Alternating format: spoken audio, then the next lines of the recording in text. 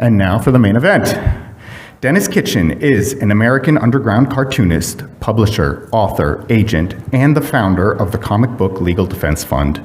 Our moderator, Christian Gill, is a cartoonist, BU professor, and founder of BU's Visual Narrative Program.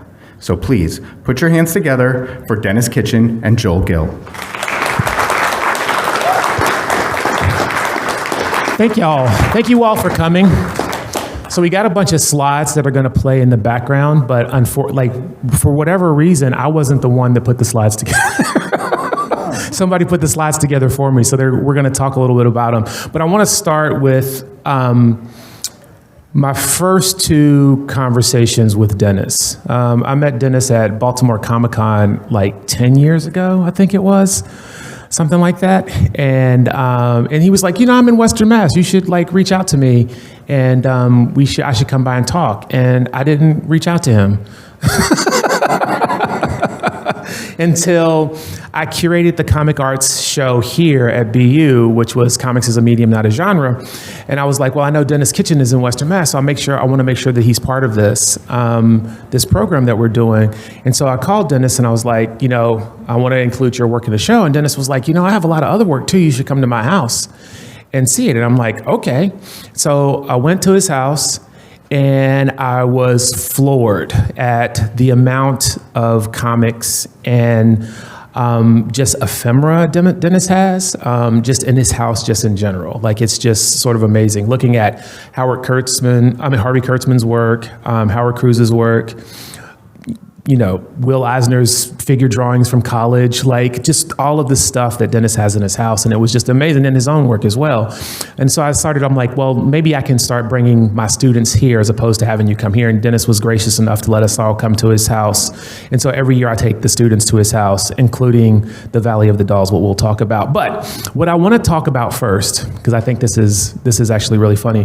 When we went to your house, one of the first times we went to the house, Denis was talking about the first comic that he ever created. It was called Kleptomaniac. And he was telling us a story about klepto. And as we were sitting in his downstairs where all of the stuff is, it was like a box of them were sitting in the top of this thing. You want to tell us about Kleptomaniac? I think you have a mic either on your side or are we sharing a mic? I think it should be, it's on your seat. On your seat. There you go. Oh, very good. All right. Well, first, I'm confused. I thought you and I were here to get the first annual Best Dressed Cartoonist Award. But Kleptomaniac was my earliest, combination, publishing, drawing, writing. I did it when I was in 8th grade. I was 13. And it was like a 3-page thing that I typed the articles, I illustrated on the sheet, I pasted some photos on, and I passed it around to classmates, and occasionally it didn't come back, and that's when I called it Kleptomaniac, because I knew there was a thief in the class, and I decided the way to get around that was to rent it. And so you had to, this is back in 1960 when a penny was worth something. You had to pay a penny. And then I knew I would get it back because I know, Joe in the third row had rented it. And eventually the secretary in the office got word of it, and she said, if you stay after, I'll let you use the hectograph machine in the principal's office, which is a form of a mimeograph. Hectograph? Yeah. Toxic ink, but you could make 50 to 70 copies, and as many as 3 colors. And so suddenly I was in business, and I could sell that for a nickel. And so that's how I made money when I was 13, and it just got worse after that. So tell us about how it got worse. You can actually start, we're just going to scroll through some of these pictures, and I might turn around and ask a question about them. So who's this young man up here? Well, everybody has an embarrassing hippie photo. That's probably mine. I don't. I do not have an embarrassing hippie photo. if you were a hippie, I mean. And the one on the right, actually, is by Basil Wolverton, if you know him. It's the last drawing he ever did, because I commissioned him to do it. I sent him some black and white photos and I think $75. And I never heard back for a while, and then I got a letter from his wife who said Basil had a stroke, and I found this on his drawing board and your correspondence, so I think it's yours. And he never drew again. So that's a special portrait. You got a lot. Flip to the next one. Let's see what we got here. So we've got this, and so we're going to transition a lot into, tell us about the formation of Kitchen Sink Press. Oh boy. My goal was to be a cartoonist. I think early on, I couldn't have defined publisher if you had asked me.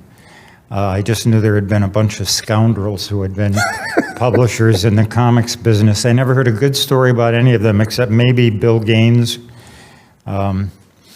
So I self-published my first comic, Mom's Number One, in 1969 when I was living in Milwaukee. And I had just enough money to print 4,000 copies. And I hustled that comic on the east side, and I put them in every shop on consignment that would talk to me. And by the end of that summer, I had sold 3,000 copies just in my neighborhood. Wow. And I had 1,000 left. My roommate was headed to Woodstock. He took 500. And a shop in San Francisco took 500, and suddenly I was out of print. And when the shop in San Francisco said, we're sold out, can we get more? It's like, I don't have any more. I lived like a king that summer. And so basically, another roommate who happened to be going west said, I'll find a publisher for you. And Printman at that time was the house that had done Zap. And when they said they would reprint number one and do my sequel, I was like, great. I want a publisher. And that would have been great, except it was a very, I want to say hippy-dippy, but that's not fair to hippies. It was a deal where I eventually got a check after I hounded them, and after I got the check, there was no report. You know, it didn't say, we printed this many, you get this percent. It just sounded fishy to me. And I called him, and the guy was very defensive, and he said, are you calling me a crook? Well, if you'd sent me a proper report, I wouldn't even be thinking negative things, but it just doesn't seem right to me. So at that time, I was getting to know Jay Lynch and Skip Williamson, the two artists in Chicago who did Bijou Funnies, which was one of the earliest anthologies. And they said, we don't like those guys either. And I said, you know what? I self-published my first one. I sold 3,000 on the east side of Milwaukee. I'm going to do it again. And Jay said, well, will you do ours too? And at that point, I said something very irrational and stupid. I said, sure, yes. Two's as easy as one. And at that moment, I became a publisher, and I had to learn fast. And so that's how Kitchen Sink was born. And the good news, I think, is when I got ripped off by the print mint, it made me extra conscious of being fair to Jay and Skip and any other artists I dealt with.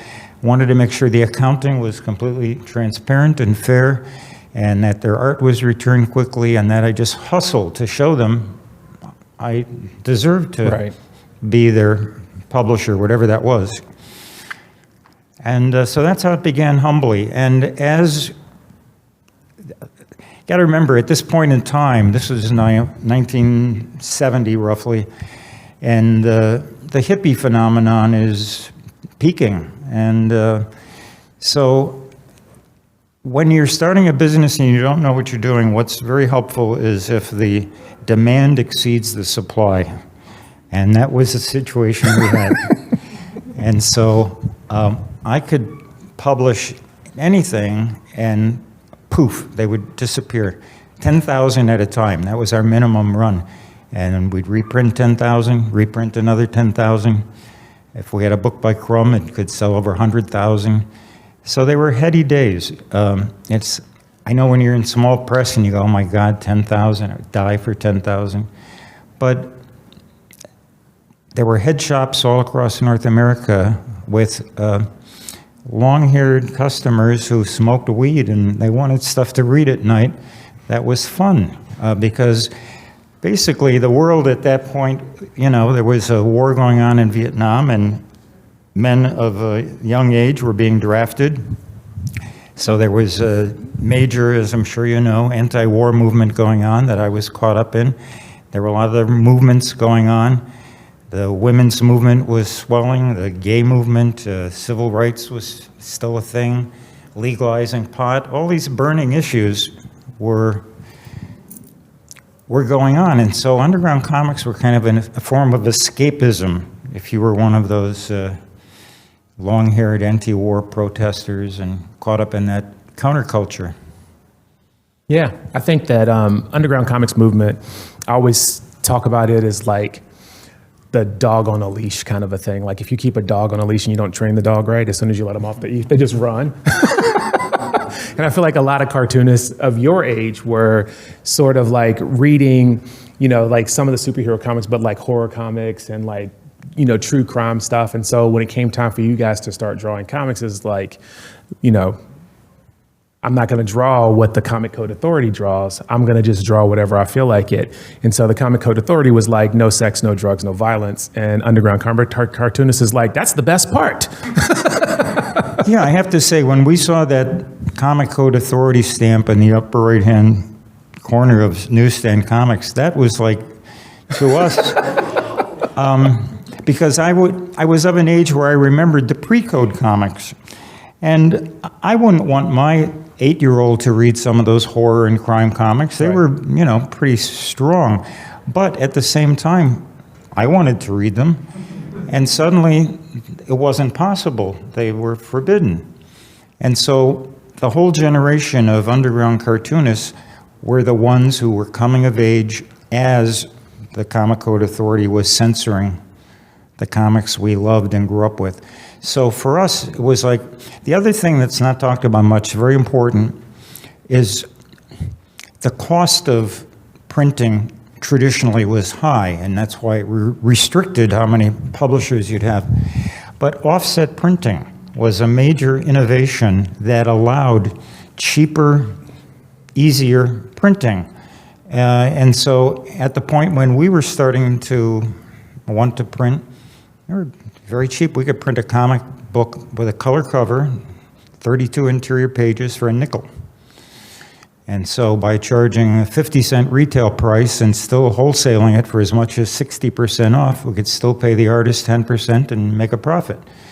So that's something not much discussed about, but that was a form of technology that was a big assistance. Wow. You want to go to that next slide? Oh, I don't even know what this one is. So that was my letterhead early on. Kitchen sink was actually just one arm of the corporate empire. And it varied. This one is an early one. Actually, at one point, I had a head shop and basically an art studio that provided commercial art services. And I think when I did this one, I ran out of arms, so I had schemes and plots for the last one. But the idea was, I was making fun of myself being a capitalist. You see, this octopus has got a dollar sign on his hat. He's smoking a cigar. Octopus evolved into a character I call Steve Krupp, who is my capitalist alter ego. Because when I started Kitchen Sink and my career, I was a card-carrying socialist. I was even a candidate for office in 1970. I did not know that. I could have been the lieutenant governor of Wisconsin. Came in third, so it's weird to say that I kind of enjoyed being an entrepreneur. I was instinctively entrepreneurial. And I remember one time selling to one of the other socialists in the party, I said, I want to be the world's richest socialist, as a joke. And I got very arch looks. This talk is forbidden. But I did enjoy it. That's amazing. Let me ask you about, like, I don't think I've ever seen, like, so you were a fan of Crumb's work before you knew him, right? Yes. I first saw his work in Help magazine that Harvey Kurtzman put together in the early, mid-'60s. Kurtzman discovered Crumb in the sense that he gave him his first national break. Before that, Crumb was working at a greeting card company in Cleveland.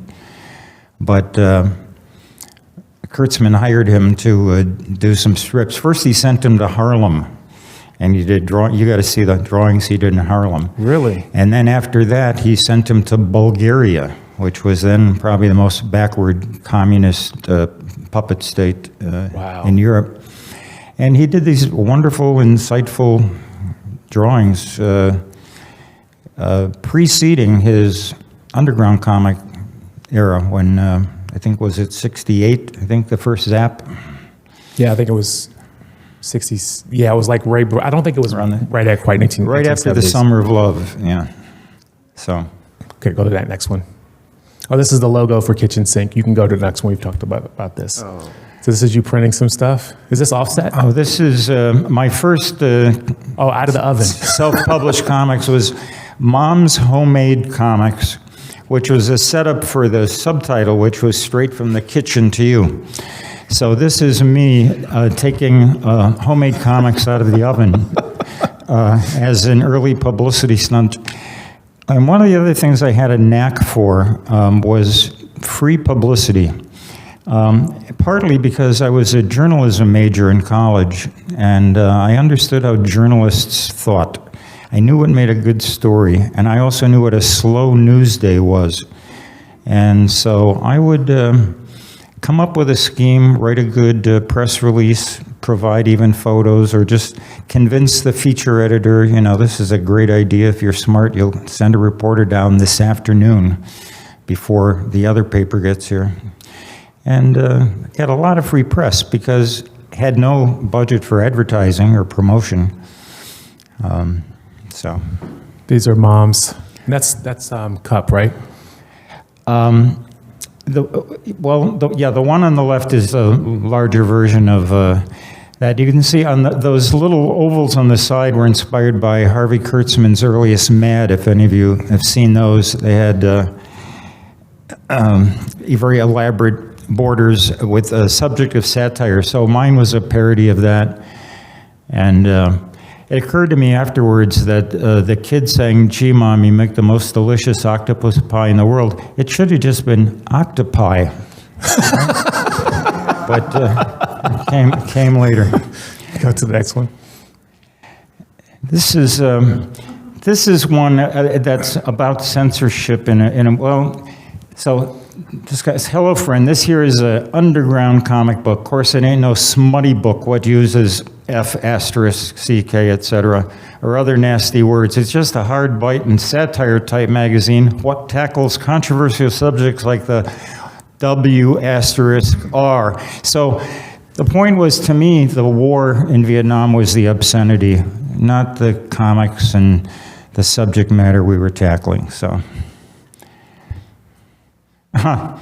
Well, that's I don't know what it means when you pose like Napoleon. It's not probably a good sign. But back in those days, I was also doing surrealistic kind of paintings, like The Girl with No Eyes and whatever. But at the same time was doing comics, and I was kind of torn between the two, and had a gallery, discovered me and encouraged me to do that. Maybe comics wouldn't have happened, but comics was the road taken. Okay, go to the next one. That's me and Crumb in 1970, when it's hard to see me, but I've got a scraggly beard and long hair and tie-dyed jeans, and he's like the guy next door. Crumb never looked like a hippie. He was always as straight as could be. The next one. I want to get to. So let's go a little bit further because there's a couple more. Oh, like this one specifically. This comics cover. Just recently, somebody posted on, like, there was a whole Facebook thread, and it was like the best comic covers ever. And somebody randomly posted this one. Can you even? Am I blocking it? Can you even see it? That cover on the right came to me literally in an acid trip. I used to always carry a little spiral notebook in my pocket to jot down ideas. And I remember I was tripping with some friends, and I pulled it out, and I did this doodle. And, my friends always say, "What are you doing, man?" I said, "I got an idea." So the next day, it still seemed funny, so I drew it. And, Now the thing is, and I was the publisher, so the interior is by other artists, and there's no follow-up to the story. So flash forward many years, because that was, I think, 1972. I had a birthday party a couple of years ago, and I had some German friends visiting who were in the comics business there, and they mentioned the cover, and I said, "Yeah, I used to get complaints about it because there was no story inside." And People wanted the story of the giant penis. well, they wanted to know what happened, So one of the editors said, "Would you object if we got a bunch of cartoonists to tell their version of it?" And so they did, and like 20 artists in Germany did a version of it, and it's going to come out in English next year. So it's like the rest of the story. And the moral of the story, kids, is to record your acid trips. Well, generally no, but sometimes you get a good idea. And the one on the left, I'll go back to that one. The one on the left, it's just really amazing because, we saw this when we visited Dennis's house. We saw some of Howard Cruz's work, and Dennis told me the story about how gay comics came about, which I think is an incredible story. So you want to tell people how it came about? Well, this was in, I think, late 70s. And I had been publishing a lot of comics by then, and I was consciously trying to give a voice to people I didn't think had a voice in comics. Mostly women I was encouraging to do work. But I was reading one of Howard's, I published Barefoots, was a series he did. And keep in mind, in those days, there weren't really comic conventions frequently, and communication was mostly through letter that you'd send in the mail, reply, wait for a reply. And after I read one of Howard's comics, he had a character who was an artist who was gay, and that in itself was rare, to have an openly gay character. And so I remember writing to him after that, and I remember using the term, "No offense, Howard, but are you gay?" And he said, "Well, I am, between us," but he said, "I'm closeted because I live in Alabama and make a living as a commercial artist, and if word got out, I'd have no career." And I said, "Well, I think there ought to be a gay comic. What do you think?" And he said, "I'd love to see it." And I said, "Will you edit it?" And he said, at first he said he was afraid to. Then I think roughly a couple of weeks later, I got another letter, and he said, "I thought about it, it needs to be done, and yes, I will edit it. Do you know any other gay cartoonists?" And I said, "Just you." So we had a bit of a quandary. So I said, "All right, let's write a form letter, and I'll send it to every cartoonist in my Rolodex," which we did, inviting them to participate, not knowing who might be out there. And we got a very strong response, actually. A lot of people who said, "Yes, I've been closeted," or "I'm bi, and I haven't really talked about it in my comics," whatever. So there was enough for him to start. I also got some irate calls, especially a guy named S. Clay Wilson, who screamed at me on the phone. And he said, "God damn it, you think I'm queer?" And I said, "I don't know, are you?" But it was a time when, this was not something people were comfortable with. So anyway, I published that, and what I found out quickly that I possibly could have guessed was that the comics industry at that time was a pretty homophobic club. I remember the first convention I went to when that came out was Chicago Comic-Con, And I would have all of our new titles spread out over a table. And typically, for me, it was like a marketing experience. I would watch reactions and see what was most popular and so on. And I noticed repeatedly, and again, keep in mind, this is like 1979, comic conventions were attended 90+% young men. And I would see them pick up a comic, flip through it, put it on, pick up the next one, flip through it. They get to gay comics, wouldn't even touch it, go to the next one. And I saw that it was like, it was radiating kryptonite to, and I thought, wow, this could be a problem. So what I did was we just focused our distribution, and I defined a network of gay bookshops to the degree there were enough of them, but that's what we did. We had then basically a two-tiered marketing: comics market, gay market. Wow, that's incredible. So we've got some snarf, and these are other things, surrealist comics. I mentioned earlier, I always enjoyed doing surrealistic work, and I decided, I had a series called Snarf that was an anthology that lasted, I think, maybe 18 issues. And at one point I decided, all right, we're going to have a spin-off called Mondo Snarfo, inspired by those Italian films like Mondo Bizzarro and stuff. And so you can see some of the artists on the cover who all enjoyed just doing what I would call non-linear comics, just kind of stream of consciousness, art for the sake of art, no storytelling per se, and so that was fun. This is my contribution. So again, it looks like a comic in that there are panels, but unless you were tripping on my acid, it wouldn't make no sense whatever. Remember, kids, Yeah. record your acid trips. You keep going.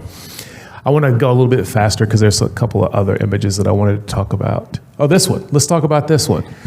The one on the left is Will Eisner visiting me in Wisconsin, and I lived in at that point a small town in rural middle of Wisconsin. So he flew to Madison and rented a car, and if you look at the detail in the lower left, he rented a Spirit, which was an American Motors car that was randomly, given to him, and I thought that deserved to be immortalized. So yeah, I was very, very lucky to get to know Will Eisner early on. I met him at a comic convention in 1971, and I was just like second or third year in my business. I was a nobody going there. I had a table, but I remember I was flipping through some white boxes looking for, I don't know, back issues of Nancy and Sluggo or something. And a French editor whose name I recognized, Maurice Horn, he saw my badge and he said, Mr. Will Eisner, he is looking for you. And I said, I'm sure you're mistaken. And he said, no, come with me. Pardon my horrible French accent, but he took me to Will's suite, and sure enough, this legend wanted to talk to me, and I couldn't figure it out, except Phil Suling, who is the impresario of New York Comic Con, had described roughly underground comics to Will. And if you know anything about Will Eisner, he's not only an amazing cartoonist, he was a damn savvy businessman throughout his career. And so he had retired from, he dropped the Spirit in 1952 and basically went into commercial art studio, did comics for the government and General Motors and things like that.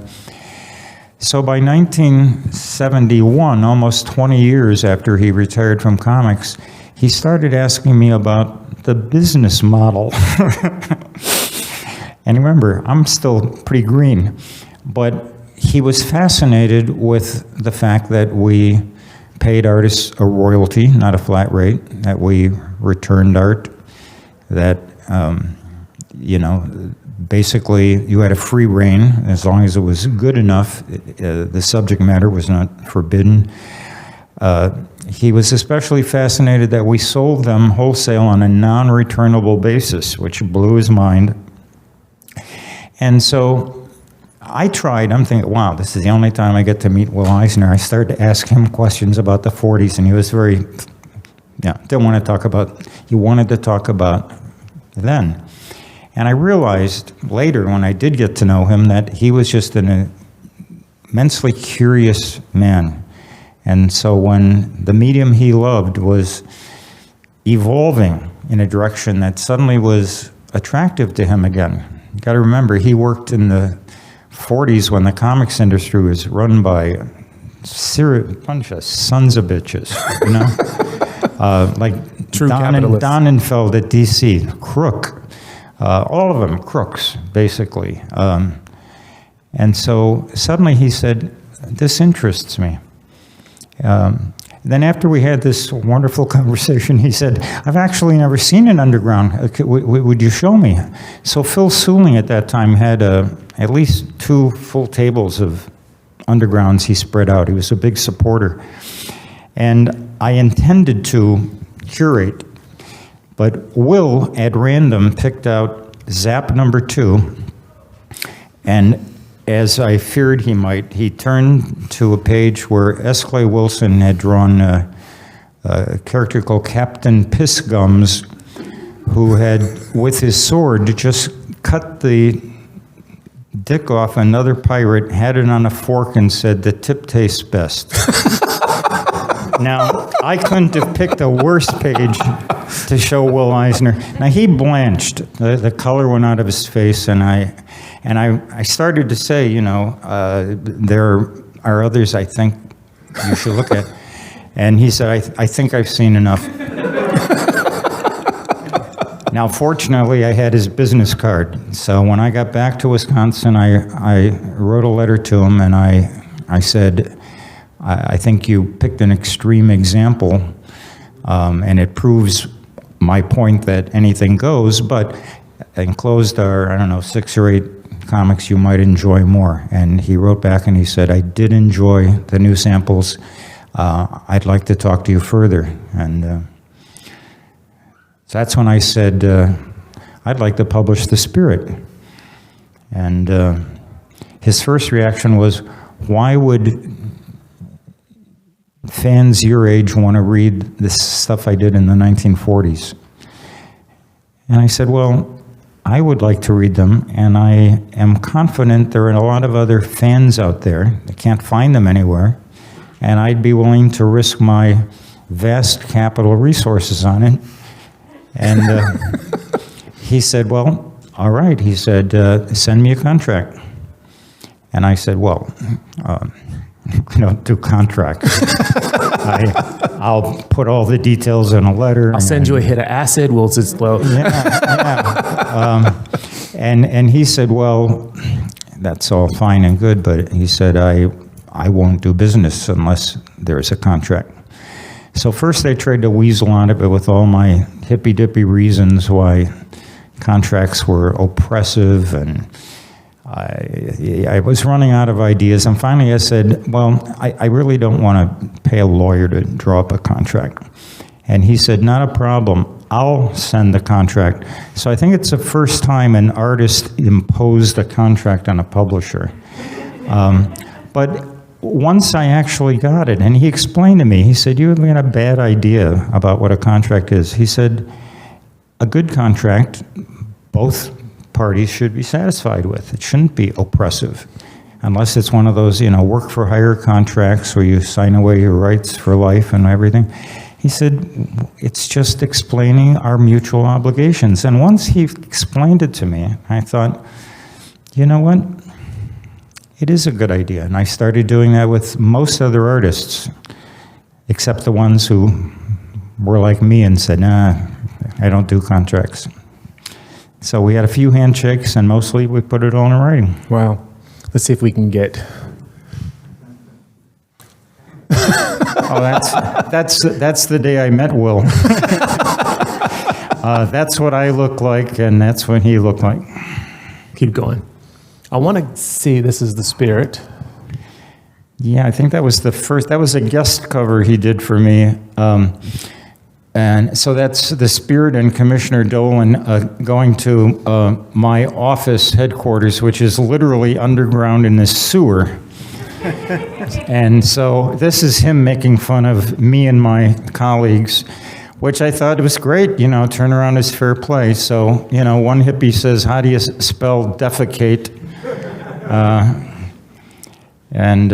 So anyway, it was a thrill, not only getting to meet him, then getting to publish him and getting him to do guest covers and things. And after a while, he became a business mentor and ultimately kind of a father figure. We became very close. And you have all of his work now at his house, like Denis has all the work. You represent the estate. Yeah. So you can, if you are friends with Denis, you can hang out and go look at some.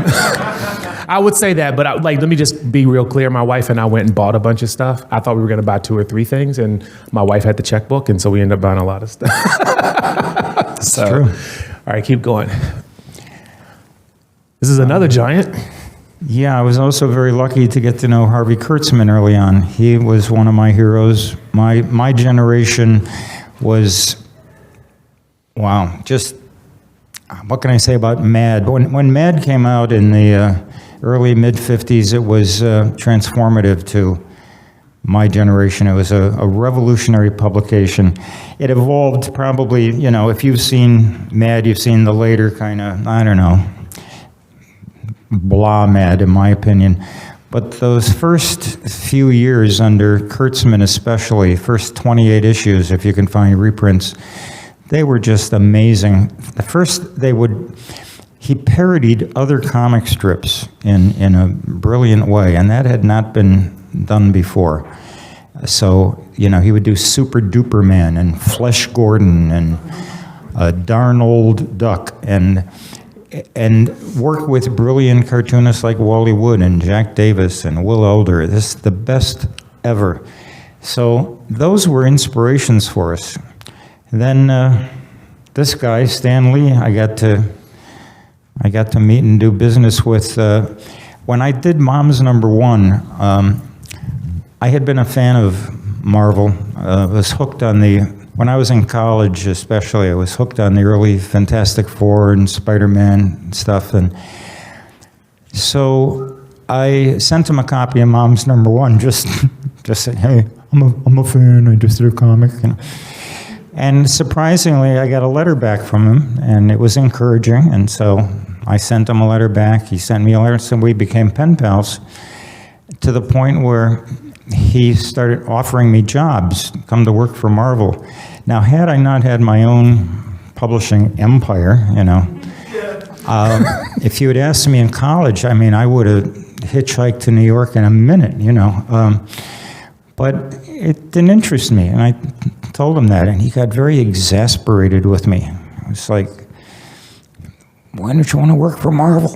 So finally, I said, look, I don't want to move to New York. I don't want to work full time. But I said, how about I'll do a publication for you if I can stay in Wisconsin, and I have pretty much free reign. And so he flew me to New York, and we worked out that I would edit this experimental magazine, not comic book, but magazine, because it would get away from the Comic Code Authority. And so I recruited most of the underground cartoonists, and at that time, this was 1973, paid $100 a page, which was big money. Whoa. It was 4 times what an underground comic advance would be for a page.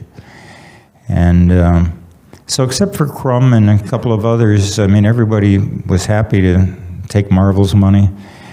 And I also talked them into letting us keep our copyright and our artwork, because they said that's what we're accustomed to. And he said, oh, all right.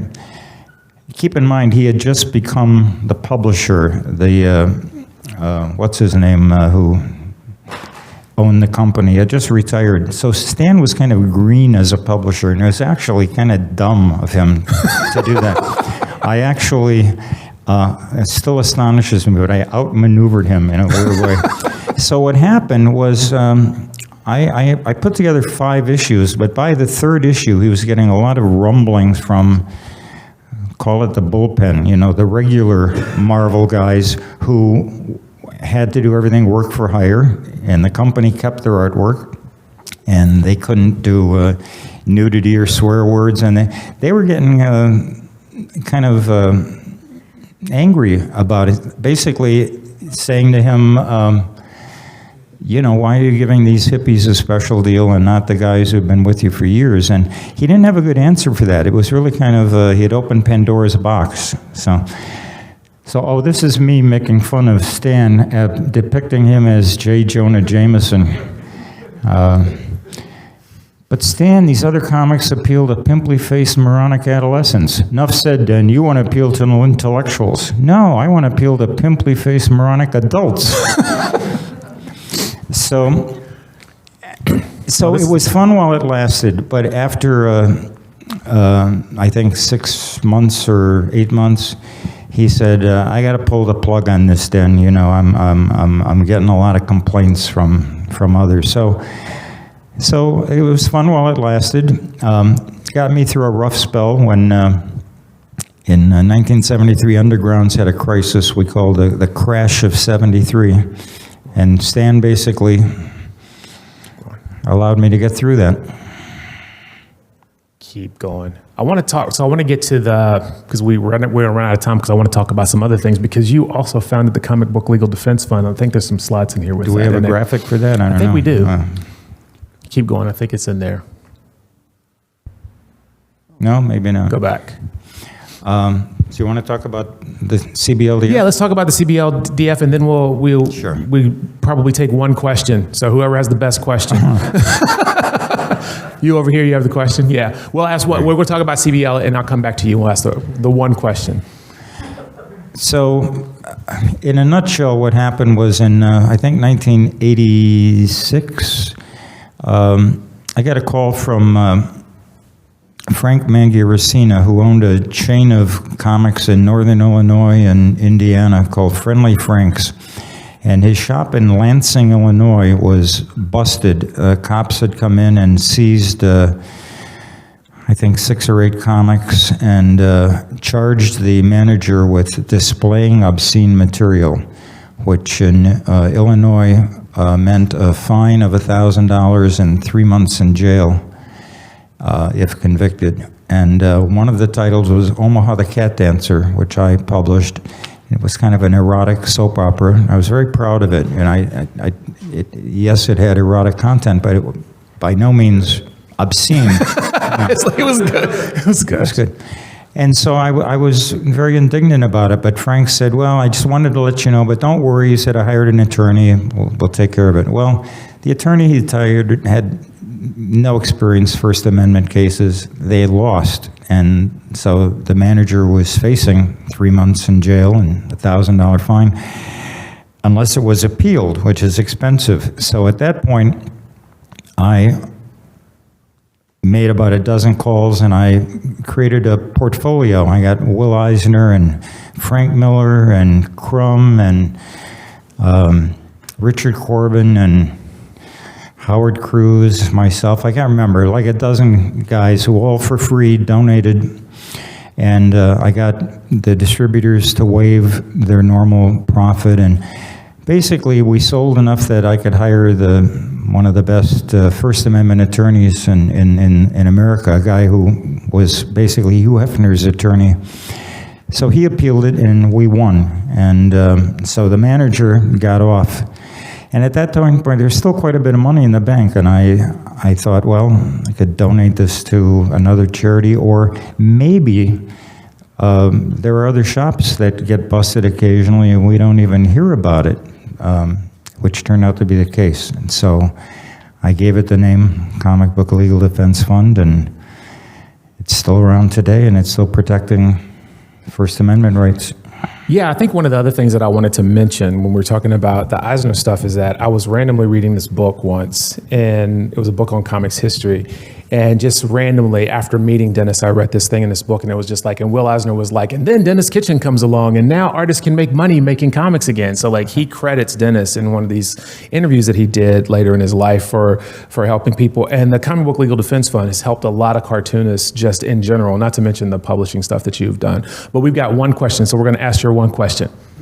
Yeah, so I'll make it quick. I noticed you mentioned Wisconsin in specific, and I even saw something called the Fox Cities, which I know about, but you don't hear too much about the Midwest in terms of underground comic scenes.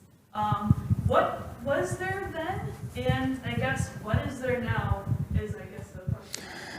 Well, actually, yes, an interesting question because, you know, the mecca for the hippie era was San Francisco, Berkeley. And there were 4 major underground comics publishers. 3 were in the Bay Area. And then I was in Milwaukee, known as the second hippest city in America. And then moved to this tiny town in upstate Wisconsin. And so, believe me, I was very tempted to go to San Francisco. I had been there, visited colleagues there, and it was an amazing cultural scene. But the one thing that deterred me was the rent was very high. And I was a very frugal Midwesterner, and I thought, you know what, for what rent costs there, I could have, you know, at least one more employee. And so it was really an economic factor. And I realized it didn't really matter ultimately. In fact, it worked to my benefit because the 3 publishers that were in San Francisco had direct relationships with the majority of artists living there. And that meant also that it got to be literally kind of incestuous. And artists were sleeping with other artists, and their girlfriends were then sleeping with some of the publishers were sleeping. It was like, I was getting calls and letters from artists saying, you know, will you publish my stuff? And my first thought was, you got 3 publishers in your neighborhood. Why would you come to me? And then I realized, oh, I'm neutral. I'm not looking at your girlfriend. You know, basically that's the reason in a nutshell. And I took a perverse pride in being in Wisconsin because I thought, why does California have to be, you know, the hippest place? We can do what we're doing here. I had plenty of hip friends. So why not? Well, thank you for your question. So I'm going to end this with this conversation that Andrew Aydin and I had. Andrew Aydin is the co-creator of March. And we're friends. We had been friends before. We saw each other at Dennis's birthday party a couple of years ago. And then subsequently, Andrew and I had been having this conversation because it was after this thing that I had read about Denis being so influential in like making these communities for artists to create it. And I was like, you know what? You know, the SPX has the Ignats, right? The Ignats Awards, and the San Diego Comic-Con has the has the Eisner Awards, and Baltimore Comic-Con has the Harveys. And I'm like, let's see if we could do something for Denis. Like, could we do something for Denis? And I asked Andrew, and Andrew was like, yes, but we have to do it fast. Because we have to make sure, because Denis is getting to a place where we have to give him his flowers now. And so, so Andrew and I started like phone calling people. I messaged Violet and I messaged Stacy, and I said, I need to talk to a group of people who would be willing to donate some money to create an award that we could give in Denis's name every year called the Underground Visionary Award. And so, to that extent, we have a new award that we are giving Denis as the first recipient, which is always going to be a kitchen instrument called the Underground Visionary Award, that Denis is going to be the first recipient of. And then from here on out, someone who has done something in the community for cartoonists in general will also get this award, the Underground Visionary Award, which comes with a check for $500. I don't have the check right now, but we're going to get you the check. But that was the secret project that I couldn't tell you about.